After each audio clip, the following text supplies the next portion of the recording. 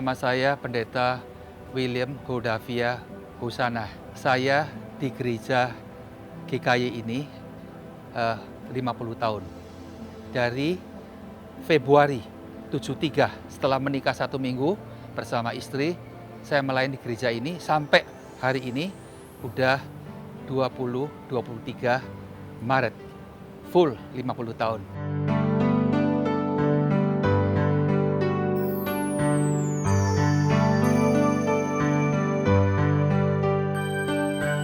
Latar belakang gereja ini jelas.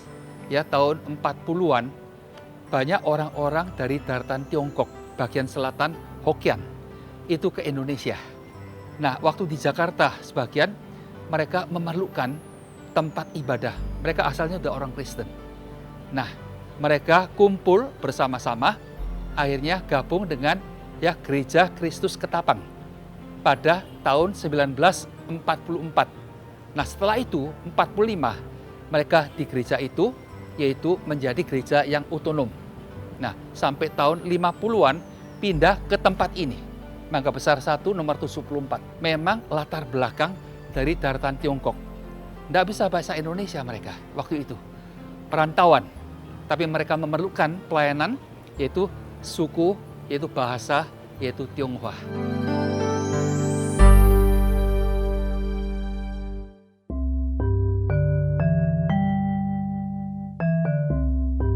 Gereja ini, latar belakang ini kecil.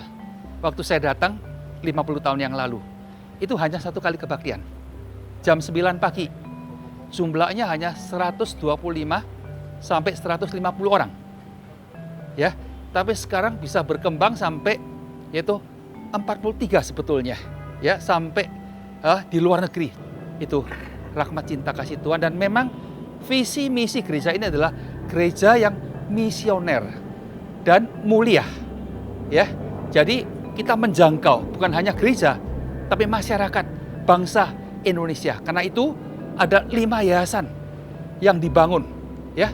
Sejak tahun 79 yang pertama itu sekolah Kristen IPK dibangun sampai sekarang ini, ya 79. Setelah itu 89 itu Poliklinik Hidup Baru yang sekarang berkembang juga. Nah, di belakang gereja ini, ya. Nah, yang ketiga adalah tahun 91 itu sekolah musik Gloriamus yang sekarang pusatnya di Greenfield, ya, tapi mempunyai 6 cabang, ya. Nah, kemudian STTAA, Sekolah Tinggi Teologi Amanat Agung, itu di Kedoya. Itu tahun yaitu 1997. Nah, itu yang keempat. Yang kelima yaitu yang saya pegang sekarang sebagai pembina, yaitu 12 tahun yang lalu. Itu 2011. Ya, Sinode membentuk yayasan inti untuk lebih luas menjangkau masyarakat Indonesia, khususnya marginal.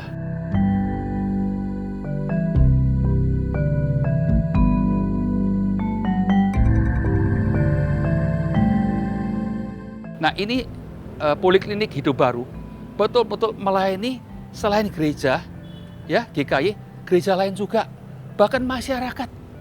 Kami undang mereka, termasuk booster kami kerjakan. Ya, jadi betul-betul kalau Anda melihat catatan-catatan itu nyata sekali, ya, yang kami kerjakan untuk masyarakat. Apalagi dalam kondisi pandemik 3 tahun yang lalu.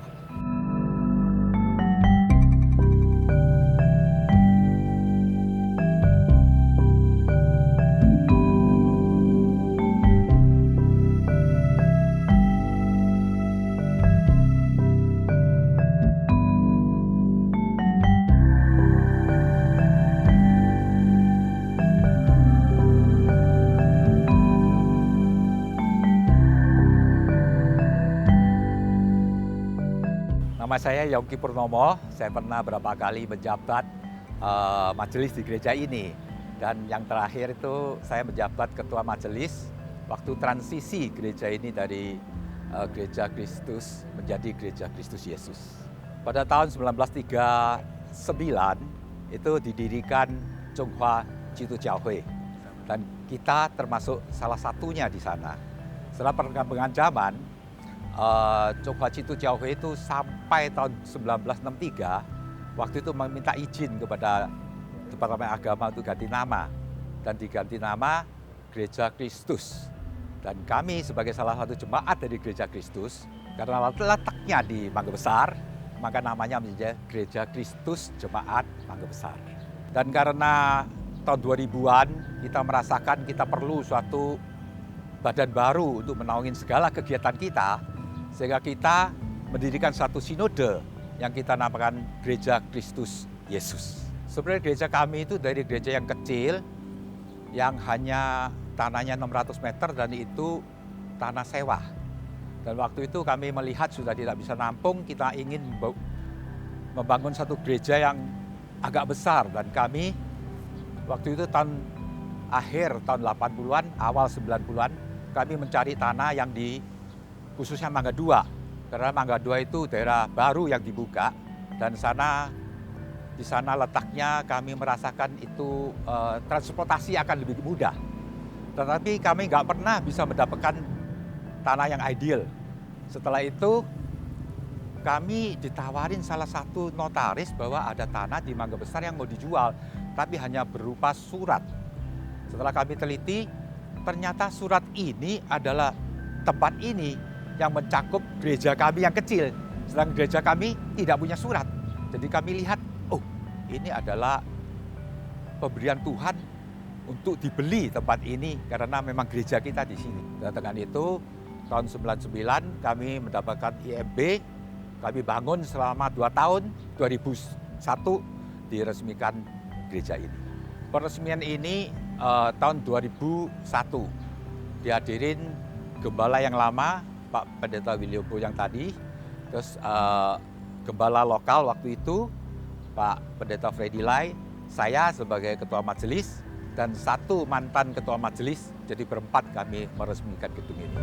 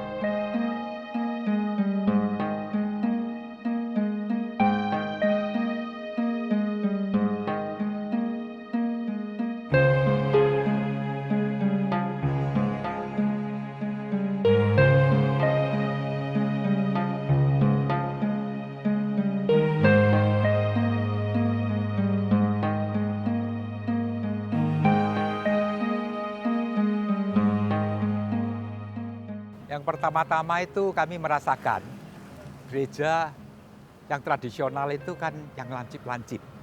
Jadi sebetulnya itu adalah arsitektur orang Eropa. Dan waktu itu kami pikir bahwa kami harus punya desain tersendiri. Maka kami mengundang arsitek yang bernamanya John Michael. Dia lulusan dari Brazil. Kami minta beliau untuk melihat ke Eropa dan tempat-tempat lain tentang gereja-gereja yang besar. Dan hasilnya inilah arsitekturnya yang ada sekarang. Ada 3 tawaran model yang waktu itu cukup bagus lah ya. Cuma karena jemaat kita memilih yang tidak terlalu tradisional, tapi tetap punya kesan inilah gereja. Maka akhirnya inilah yang dimenangkan. Ini di depan ada 8 pilar, itu melambangkan kata Tuhan Yesus bahwa 8 kata Tuhan bahwa 8 kebahagiaan.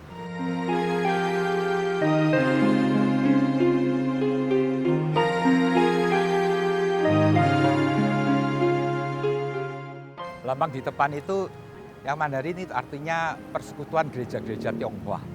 Karena kami sini adalah gereja yang masih memakai bahasa Mandarin. Sehingga ini artinya bahasa Mandarin.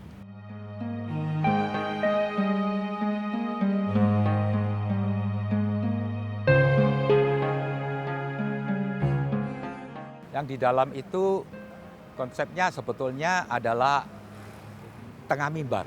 Di tengah mimbar itu kita bikin firman Tuhan yang sangat menggugah. Supaya kita semua konsentrasinya waktu ibadah itu ke tengah mimbar. Karena kalau kami terlalu lengkung, maka konsentrasi dari jemaat kanan ke kiri, kiri ke kanan itu sangat mengganggu suasana ibadah. Jadi konsep ini yang diterapkan oleh panitia waktu itu. Tengah mimbar itu amanat agung, jadikan segala bangsa muridku dan baptisan mereka dalam gitu. Itu semua adalah suatu dorongan untuk kami untuk mengabarkan Injil.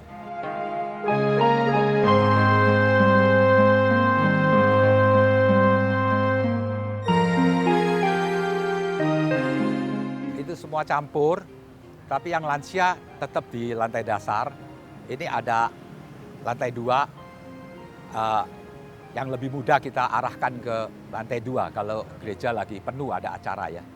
Oh, kaca patri itu sebetulnya dari arsitek juga. Jadi mereka kasih berapa penawaran, akhirnya kami memilih yang ini.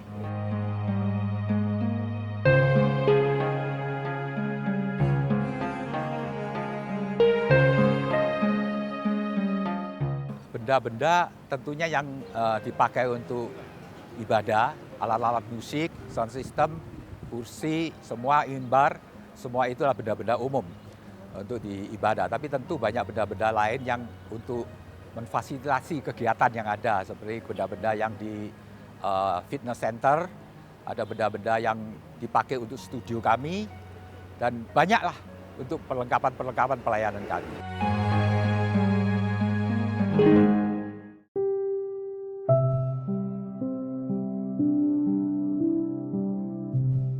Gereja lama itu sebetulnya ini tinggal separuh panjangnya. Dulu lebih panjang karena menghambat jalur mobil untuk turun sehingga dipotong. Setelah potong kan terlalu kecil. Kami pikir tempo hari untuk library. Tapi karena library terlalu kecil juga nggak cukup. Akhirnya gedung ini dipakai untuk orang doa khusus. Jadi ada masalah khusus yang akan didoakan. Tiap pagi dibuka sampai siang. Jadi bisa datang sini doa.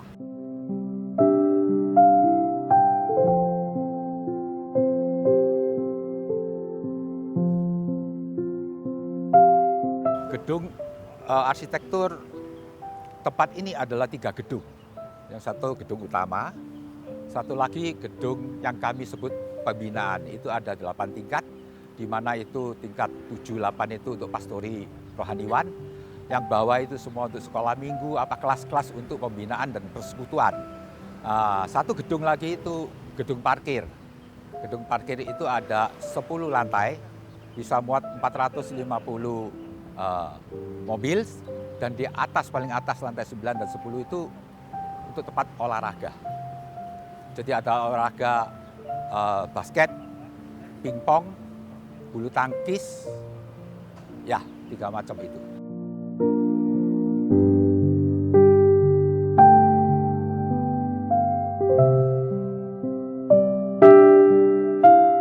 Museum kita bangun di belakang gedung utama, itu mengkoleksi semua kenang-kenangan dari foto-foto dan alat-alat kuno-kuno seperti lonceng gereja yang zaman dulu.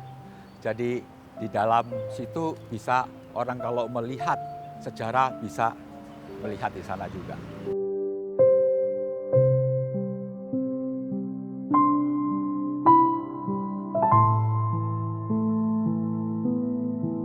Ini lonceng kita import dari luar negeri. Itu beratnya luar biasa. Saya juga tidak tahu berapa besar beratnya, tapi ini beratnya cukup berat. Dan maka itu kita bikin satu tiang yang cukup kuat, beton semua untuk menanggung itu.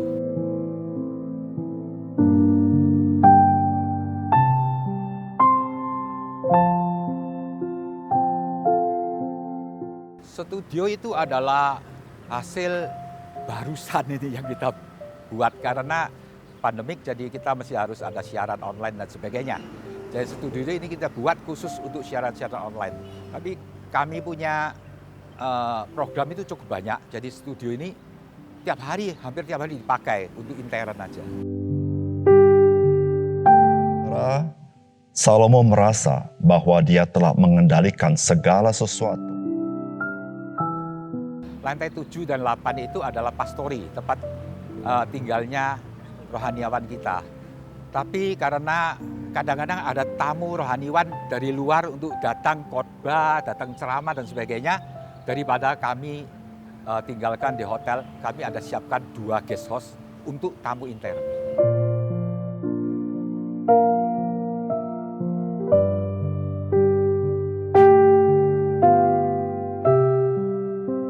Karena gereja ini cukup besar ya, kalau kami sendiri secara amatir merawat tidak bisa menangani semuanya.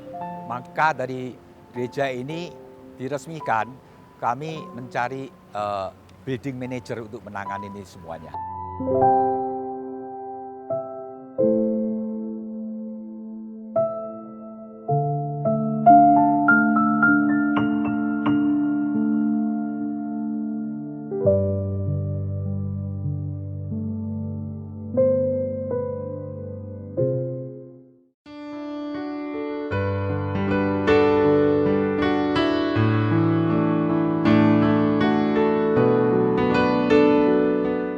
Gereja Kristus Yesus Mangga Besar adalah bagian dari Sinode Gereja Kristus Yesus. Jadi sinode itu adalah satu lembaga atau badan hukum yang menaungi semua gereja yang ada di bawah sinode. Dan Sinode Gereja Kristus Yesus itu adalah salah satu jemaat yang sudah mandiri dari banyaknya jemaat yang ada di lingkungan Sinode GKY. Nah, secara kepengurusan memang jemaat yang sudah mandiri seperti GKY Mangga Besar itu adalah majelis gereja. Jadi majelis gereja itu adalah orang-orang yang dipilih oleh jemaat untuk sebagai pemimpin-pemimpin di dalam gereja, dan di dalam kamajelisan ini itu ada orang-orang yang bukan rohaniwan, tetapi juga ada orang-orang yang adalah rohaniwan. Jadi sama-sama duduk di dalam kepengurusan yang kita sebut sebagai majelis gereja, dan ini adalah struktur kepengurusan untuk jemaat yang sudah mandiri.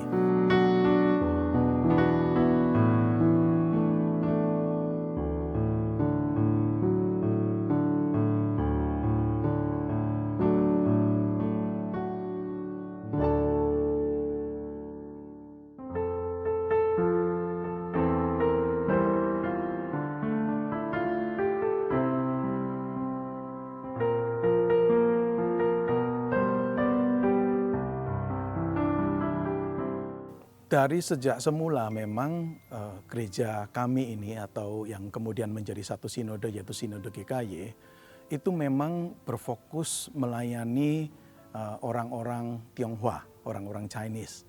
Tetapi bukan berarti kami eksklusif, ya tidak membuka untuk orang-orang dari bangsa atau dari suku yang lain. Dan itu terbukti memang kan juga ada yang bukan dari orang Tionghoa yang juga ikut kebaktian di lingkungan kami, ya di gereja ini. Dan jumlah jemaat di masing-masing lokal bisa berbeda secara jumlah satu dengan yang lain, ya. Dan GKY Mangga Besar ini memang salah satu yang cukup banyak jumlah jemaatnya, dan memang mayoritas adalah orang-orang Tionghoa, ya. Dan kalau secara usia sih saya percaya juga campuran begitu, ya. Jadi masih ada yang kelompok-kelompok yang kita anggap sudah cukup senior, ya, rekan-rekan atau jemaat-jemaat yang senior yang juga masih beribadah, dan mereka yang mungkin masih membutuhkan untuk mengikuti ibadah di dalam bahasa Mandarin, ya mereka biasa hadir di dalam kebaktian yang ada terjemahan ke dalam bahasa Mandarin. Dan kelompok pasangan muda juga cukup banyak, ya cukup banyak di kami ini, termasuk saya percaya juga di GKY Mangga Besar, ya. Anak-anak muda juga ada, tapi mungkin kalau dibandingkan dengan gereja-gereja lain mungkin tidak sebanyak gereja-gereja lain, tetapi kami tetap melihat Tuhan juga tetap memberikan anak-anak muda untuk datang ibadah di GKY Mangga Besar ataupun di GKY yang lain.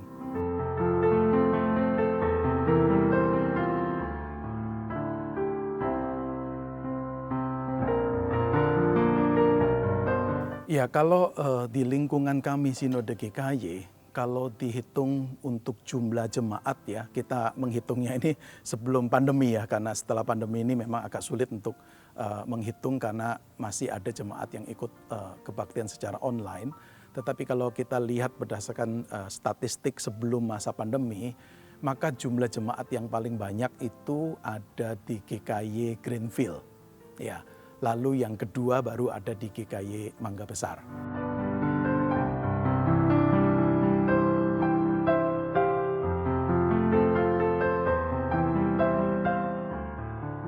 Kami ada persekutuan-persekutuan kategorial ya di masing-masing lokal ya, termasuk di GKY Mangga Besar. Misalnya ada persekutuan orang-orang lanjut usia yang kita sebut sebagai persekutuan Kaleb. Lalu kemudian ada persekutuan wanita, ya, lalu kemudian ada persekutuan pemuda, ya, dan ada juga persekutuan pasangan suami istri.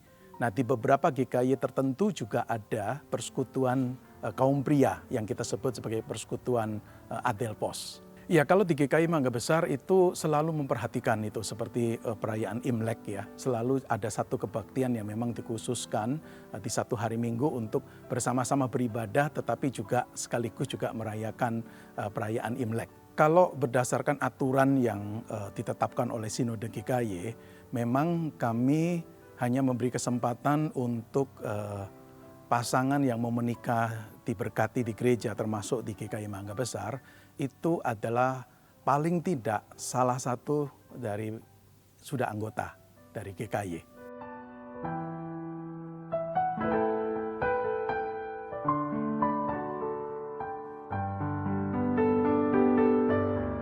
Kita bersyukur letak kami ini di tengah-tengah kota Jakarta.